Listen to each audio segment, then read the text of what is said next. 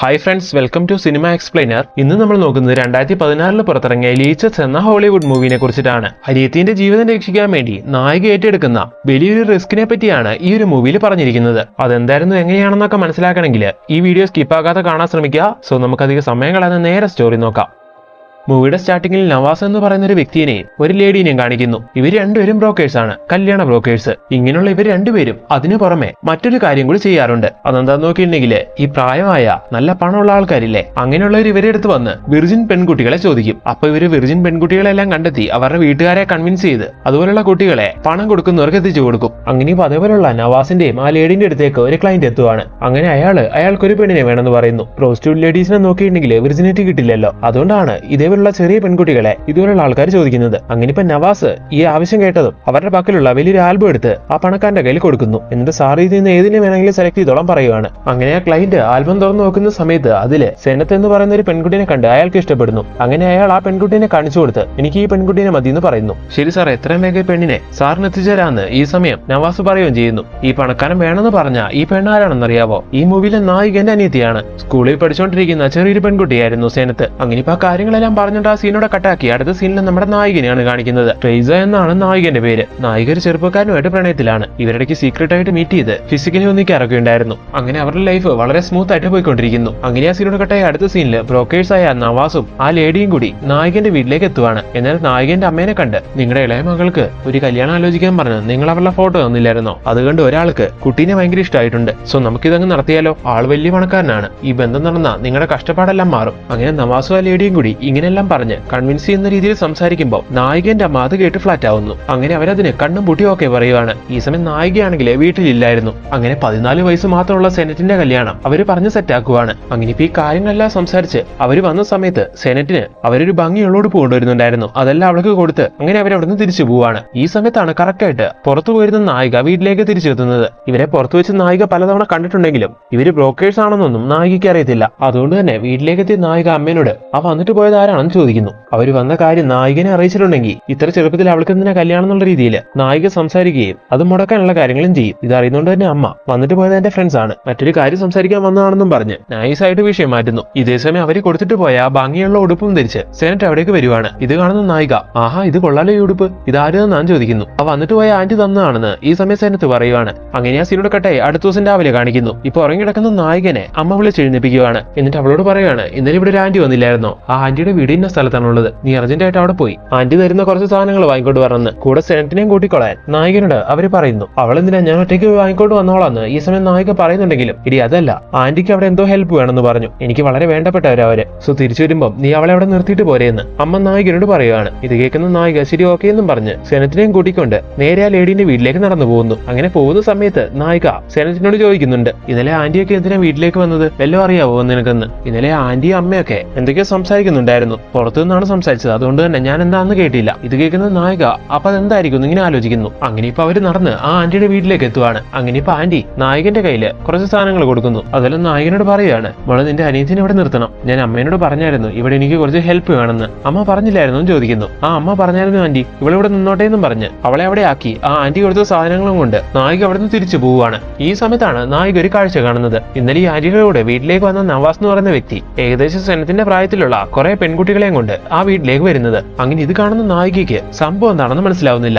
ഇതെന്തിനെ പെൺകുട്ടികളെയും കൊണ്ട് ഇയാൾ ഈ വീട്ടിലേക്ക് ചെല്ലുന്നത്, ഇതിന് പുറകിൽ എന്തോ ഒരു കാര്യമുണ്ടല്ലോ, എന്തായാലും ഇത് കണ്ടെത്തണം എന്നൊക്കെ നായിക വിചാരിക്കുകയും ചെയ്യുന്നു. ശരിക്കും ബ്രോക്കേഴ്സ് ആയ ഇവരുടെ അടുത്തേക്ക് വിർജിനായ പെൺകുട്ടികൾക്ക് വേണ്ടി ഒരുപാട് ക്ലയൻസ് വരുമെന്ന് പറഞ്ഞായിരുന്നല്ലോ. അങ്ങനെ വരുന്നവർക്ക് പെൺകുട്ടികളെ നേരിട്ട് കാട്ടിക്കൊടുക്കുന്ന ചടങ്ങുകളായിരുന്നു അത്. അങ്ങനെ ഇപ്പൊ വന്ന പെൺകുട്ടികളെല്ലാം ഈ രീതിക്ക് ക്ലയൻസിന്റെ മുമ്പിൽ അവർ കൊണ്ടേയിരുത്തുവാണ്. അങ്ങനെ ഇപ്പൊ അതേപോലെ നമ്മുടെ സേനത്തിനെയും അവളെ ആവശ്യപ്പെട്ട വ്യക്തിയുടെ മുമ്പിൽ ആ ആന്റി കൊണ്ടേയിരുത്തുവാണ്. ഈ സമയം അവളുടെ കൈയെല്ലാം പിടിച്ചു നോക്കി അവളെ ആവശ്യപ്പെട്ട ആ ക്ലയന്റ് അവളെ ഇഷ്ടപ്പെട്ടു എന്നുള്ള രീതിയിൽ അവളുടെ കയ്യിൽ ഒരു 500 രൂപ വെച്ച് കൊടുക്കുന്നു. സംഭവം എന്താണെന്ന് മനസ്സിലാവാത്ത സെനത്താണെങ്കിൽ ആ പൈസ വാങ്ങുകയും ചെയ്യുവാണ്. അങ്ങനെ അതെല്ലാം കഴിഞ്ഞ് അവിടേക്ക് കൊണ്ടുവന്ന പെൺകുട്ടികൾക്കെല്ലാം വയറ് നിറയെ ഭക്ഷണം എല്ലാം കൊടുത്തിട്ട് ആ ആന്റി അവിടുന്ന് അവരെ പറഞ്ഞയക്കുകയും ചെയ്യുന്നു. അങ്ങനെ വീട്ടിലേക്ക് തിരിച്ചെത്തിയ സെനത്തിനോട് അമ്മ കേൾക്കാതെ രാത്രിക്ക് നായിക ചോദിക്കുന്നുണ്ട് അവിടെ എന്തായിരുന്നു നടന്നതെന്ന്. ഈ സമയം അവിടെ നടന്ന കാര്യങ്ങളെല്ലാം സെനറ്റ് ഡീറ്റെയിൽ ആയിട്ട് നായികയ്ക്ക് പറഞ്ഞു കൊടുക്കുന്നു. അതുപോലെ ആ വ്യക്തി സെനത്തിന്റെ കയ്യിൽ വെച്ച് കൊടുത്ത ആ പൈസ അവള് കാട്ടിക്കൊടുക്കുവാണ്. അങ്ങനെ ഇതെല്ലാം അറിയുന്ന സമയത്ത് എന്തൊക്കെ കാര്യങ്ങൾ തെറ്റായിട്ട് നടക്കുന്നുണ്ടെന്ന് നായികയ്ക്ക് മനസ്സിലാവുന്നു. അങ്ങനെ ആ സീനോട് കട്ടായ അടുത്ത ദിവസം രാവിലെ തന്നെ നവാസ് എന്ന് പറയുന്ന വ്യക്തി ഒരു എഗ്രിമെന്റുമായിട്ട് നായകന്റെ വീട്ടിലേക്ക് എത്തുവാണ്. ഈ സമയം നായകന്റെ അമ്മ മാത്രമേ വീട്ടിലുണ്ടായിരുന്നുള്ളൂ.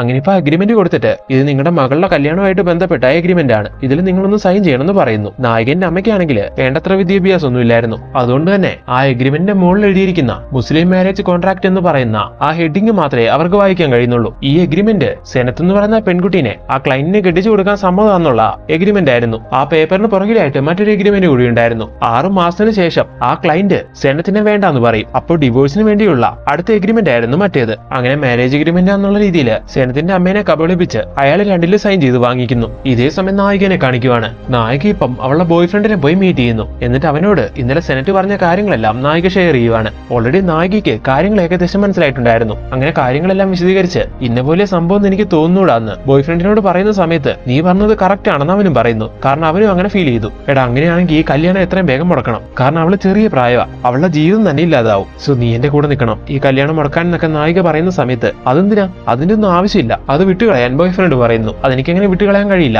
കാരണം സെനത്ത് എന്റെ അനിയത്തിയാണ്. നിനക്ക് എന്നെ ഹെൽപ്പ് ചെയ്യാൻ കഴിയില്ലെങ്കിൽ പറഞ്ഞോ, എനിക്ക് എന്തായാലും അത് ചെയ്തേ പറ്റുള്ളൂ. എന്റെ അനിയത്തിന്റെ ജീവിതത്തിന് വേണ്ടി ഞാൻ സാക്രിഫൈസ് ചെയ്തോളാം, അവൾക്ക് പകരം ഞാൻ ആ കല്യാണം കഴിച്ചോളാം. ഇങ്ങനെ നായിക പറയുന്ന സമയത്ത് ബോയ് ഫ്രണ്ട് അവളോട് പറയുന്നു, ശരി ശരി ഓക്കെ, ഞാൻ നിന്നെ ഹെൽപ്പ് ചെയ്യാം, നീ ഇങ്ങനെ ചൂടാവല്ലേ, എന്താ ചെയ്യാൻ കഴിയാൻ നോക്കട്ടെ എന്നും പറഞ്ഞ് അവൻ ആ കാര്യങ്ങളെ പറ്റി അന്വേഷിച്ചിറങ്ങുന്നു. അങ്ങനെ അവൻ കണ്ടെത്തുവാണ് ഇത് വെറും ഒരു കല്യാണം മാത്രമല്ല, വിർജിനായിട്ടുള്ള പെൺകുട്ടികളെ ഇതുപോലുള്ള പണക്കാര് സെലക്ട് ചെയ്തെടുക്കുന്നതാണ്. കുറച്ച് മാസങ്ങൾക്ക് ശേഷം അവർ ഈ പെൺകുട്ടികളെ ഒഴിവാക്കുകയും ചെയ്യുന്നുള്ള കാര്യങ്ങളല്ല. അങ്ങനെ അവളുടെ ബോയ് ഫ്രണ്ട് ഈ കാര്യങ്ങളെല്ലാം കണ്ടെത്തി നായകന്റെ അടുത്ത് വന്ന് ഷെയർ ചെയ്യുവാണിത്. നീ പറഞ്ഞോലെ നിനക്കൊരിക്കലും നിന്റെ അനിയത്തിനെ സേവ് ചെയ്യാനായിട്ട് നിന്റെ ലൈഫ് സാക്രിഫൈസ് ചെയ്യാൻ കഴിയില്ല, കാരണം നീ വിർജിൻ അല്ലല്ലോ. ഇങ്ങനെ അവൻ പറയുന്ന സമയത്ത് ഞാനതിന് വിർജിനാണോ വിർജിൻ അല്ലയോ എന്ന് അവർക്കറിയത്തില്ലല്ലോ. എന്തായാലും ഞാൻ തീരുമാനിച്ചു, എന്റെ അനിയത്തിയുടെ ജീവിതം കുളവാക്കാൻ ഞാൻ ആരെയും സമ്മതിക്കില്ല, അതിന് എന്ത് വില കൊടുക്കേണ്ടി വന്നാലും എനിക്കതൊരു പ്രശ്നമല്ല എന്നൊക്കെ നായിക പറയുന്നു. അങ്ങനെ ആ സീനിന്റെ കട്ടായ അടുത്ത സീനിലെ നായകന്റെ വീട് കാണിക്കുവാണ്. ഇപ്പൊ നവാസും ആ ലേഡി അവിടേക്ക് എത്തി നായകന്റെ അമ്മേനോട് പറയുവാണ് സെനത്തിന്റെ വിർജിനിറ്റി ചെക്ക് ചെയ്യണമെന്ന്. അമ്മയാണെങ്കിൽ അത് എന്തിനാണെന്ന് പോലും ചോദിക്കാതെ നേരെ ഓക്കെ പറയുവാണ്. അങ്ങനെ അവരൊരു ഡോക്ടറെ കൂട്ടിക്കൊണ്ടുവന്ന് സെനത്തിനെ ചെക്ക് ചെയ്യിപ്പിക്കുന്നു. അങ്ങനെ അതെല്ലാം കഴിഞ്ഞ് അവരോടൊന്ന് തിരിച്ചു പോകുന്ന സമയത്താണ് നായിക മടങ്ങി വീട്ടിലേക്ക് വരുന്നത്. അങ്ങനെ അവൾ ഇവരെ കാണുന്നുണ്ട്.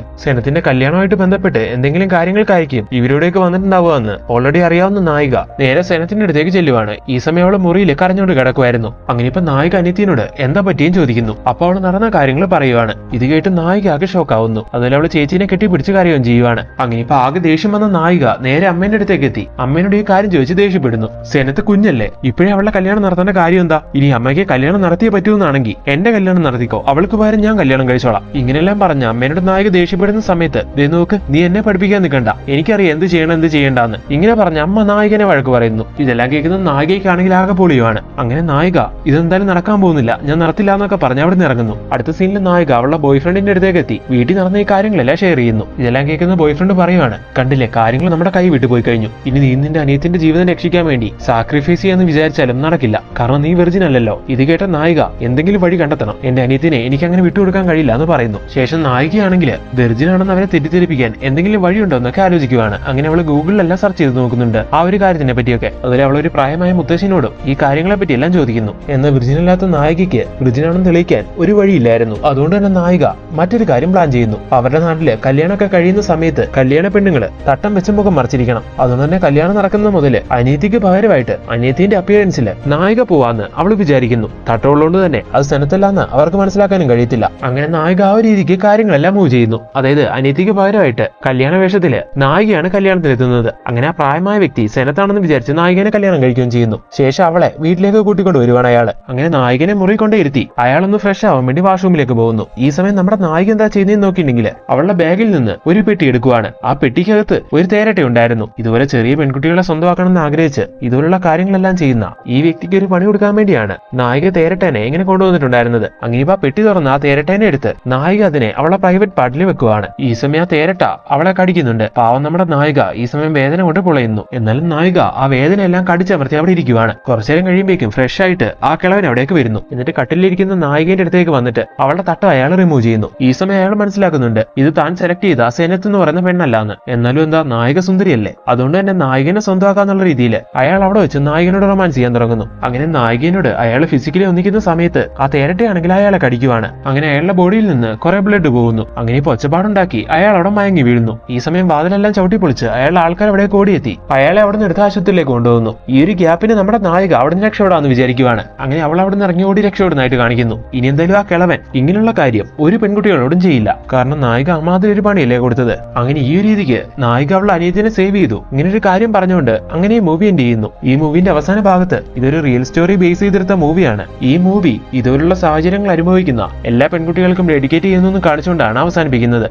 അപ്പോൾ ഫ്രണ്ട്സ്, എങ്ങനെയുണ്ടായിരുന്നു ഈ മൂവി? നിങ്ങൾക്ക് എല്ലാവർക്കും ഈ മൂവി ഇഷ്ടമായോ? നിങ്ങൾക്ക് എല്ലാവർക്കും ഈ മൂവി ഇഷ്ടമായിട്ടുണ്ടെങ്കിൽ തീർച്ചയായിട്ടും ഞങ്ങളുടെ ചാനൽ സബ്സ്ക്രൈബ് ചെയ്ത് ഞങ്ങളെ സപ്പോർട്ട് ചെയ്ത് കൂടെ നിൽക്കണം. ഇനി ഇതുപോലുള്ള പുതിയ പുതിയ വീഡിയോസ് ആയിട്ട് ഞങ്ങൾ വരുന്നതായിരിക്കും. അപ്പം നെക്സ്റ്റ് വീഡിയോയിൽ കാണാം. Thank you so much.